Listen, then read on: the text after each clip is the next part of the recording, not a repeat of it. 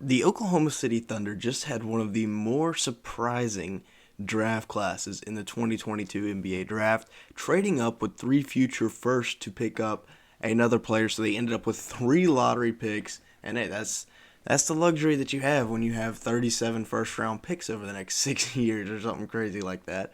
Sam Presti, the mastermind of that operation. But for Shai Gilgeous-Alexander and the Thunder, this draft class is a huge step forward to contention here, either this year or the year following. I still think they're 1 year out. But make sure you hit the like button, make sure you hit the subscribe button, and make sure to stick around for the full video because we're going to be talking a lot about the Oklahoma City Thunder today.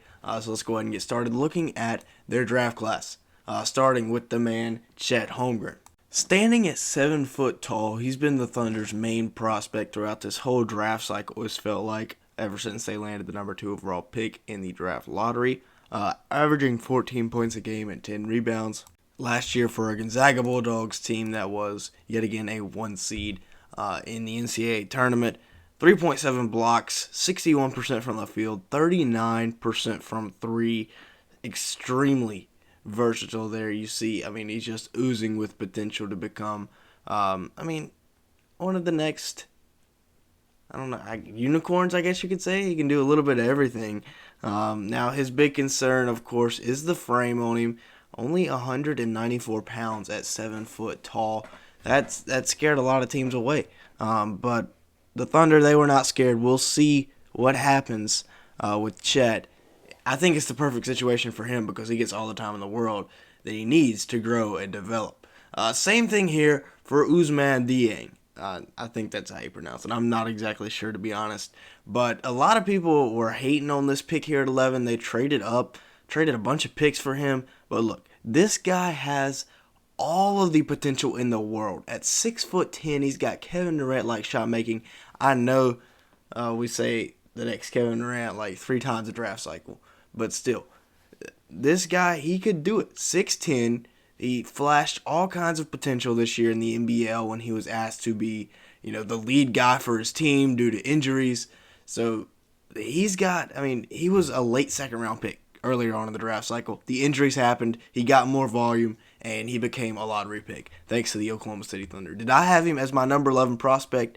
No, but I still had him as a first-round guy, top 20 guy. Now, Jalen Williams, this is a pick here that I think is very, very underrated. Averaged about 18 and 4 last year, very good efficiency, very good out of the pick and roll, and an above average defender. If you can tell me where the weakness in this guy's game is, I'll be surprised. 6'6", good weight on him, good frame. I think the Thunder here at 12, it was a bit of a shock. I did not have him in the lottery. I had him, about 18, 19, same as I did with Dieng. But, hey, if the Thunder want to make that pick there, I'm not going to hate on it. He's more of a win-now type player, which was a bit surprising. But Jalen Williams to the Thunder there at 12, that's how it went down. They were able to keep that 12th pick and get another 3-and-D wing, or 3-and-D guard. Now traded for Dieng, they had Detroit's lottery-protected pick next year, which will probably be a lottery pick, so probably not getting that. A top 18 protected pick from Washington. That's probably going to be top 18, so they probably won't be getting that. The Knicks, this is.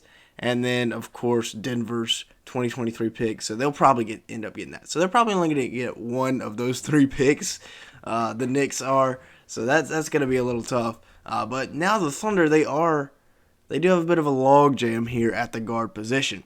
Of course, Shai Gilgeous-Alexander is becoming one of the brightest young stars in today's game. Averaged about 25 points per game last year. Not the most efficient in the world, but hey, other teams' defenses were able to key in on him.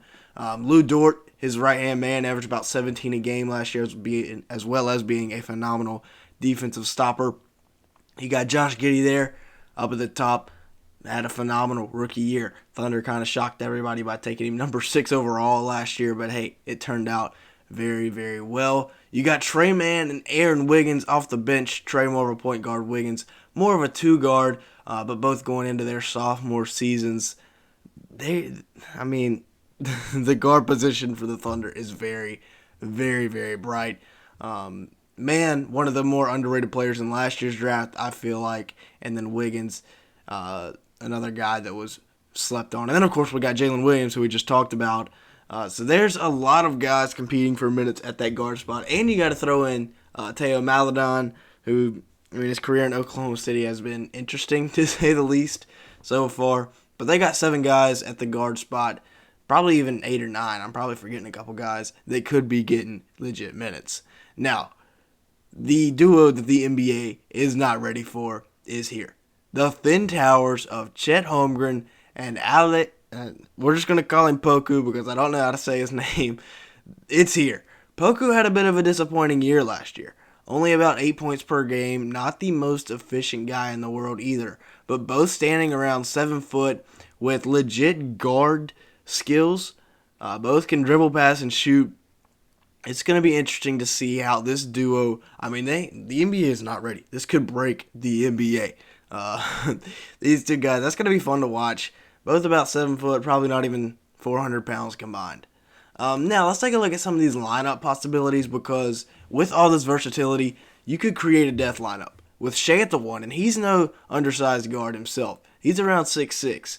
You could also throw in Poku at the 2, Dieng at the 3, Chet at the 4, Bazley at the 5.